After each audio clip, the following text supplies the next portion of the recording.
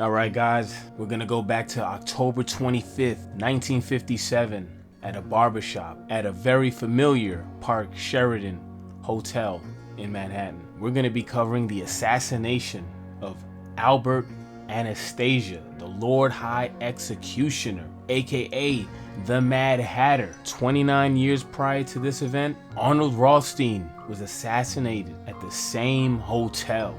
Crazy small world. Now, before we dive into the circumstances of his assassination, let's go into his early life. Albert Anastasia, born Umberto Anastasio on September 26, 1902 in Calabria, Italy. He was born to Bartolomeo Anastasio and Mariana Polistena. He also had 8 siblings, 7 of which were brothers. At the age of 17, along with a couple of his brothers, moved to New York City in the United States, settling in Brooklyn like a lot of Italian immigrants. Now, obviously, with his education level and skill level, he had to do what a lot of them did, become a longshoreman in the Brooklyn docks. Now, a young Albert would show his hot-headedness and his willingness to inflict violence on others. At the age of 19, in 1921, he was convicted of a murder of fellow longshoreman Joe Torino. They had a dispute. I'm not sure about what exactly, but they were having it out and he killed the man.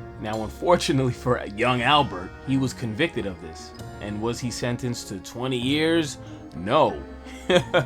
He was actually sentenced to death. At the age of 19, in 1921, the government said, "We're gonna kill you." Now, after spending 18 months on death row in Sing Sing prison, a retrial was granted and luck was on his side.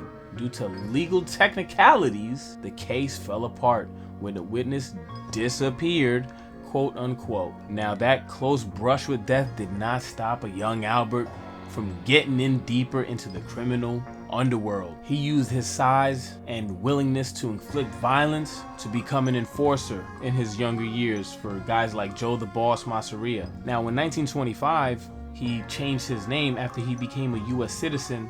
That's where he became Albert Anastasia. He was also one of the founding members of Murder Inc., notorious, infamous hit squad. Now, his penchant for violence can be a great tool, but can also make you a marked man, because people would rather not try to talk to you with the assumption that you're gonna fly off the handle and possibly retaliate with violence. That brings us to October 25th, 1957, the Park Sheridan Hotel in Manhattan, Midtown. The Lord High Executioner and boss of his own family, the Anastasia family, which he became the boss of because he killed his boss, Vincent Mangano. Now, his temper and violence, his penchant for violence, is how Vito Genovese was able to gain support for rubbing him out.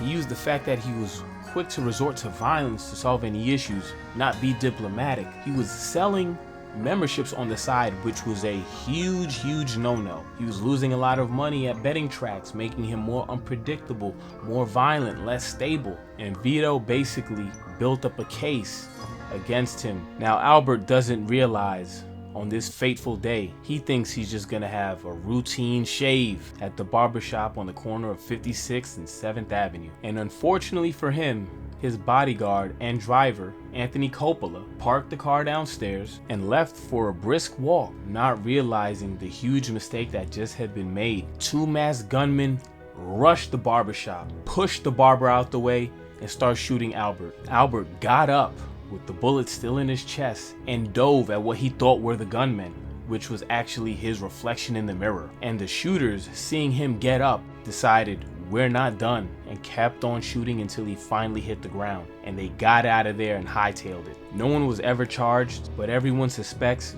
Vito Genovese to be the one to sanction the hit and actually orchestrate it. And at least one of the gunmen is widely known to be Joe Gallo, Crazy Joe Gallo. Crazy enough, Albert Anastasia is actually not buried too far from me. I ride by that cemetery like 5 times a week. But yeah, it's crazy how a man that has done so much damage, inflicted so much hurt, how quickly it could all be over.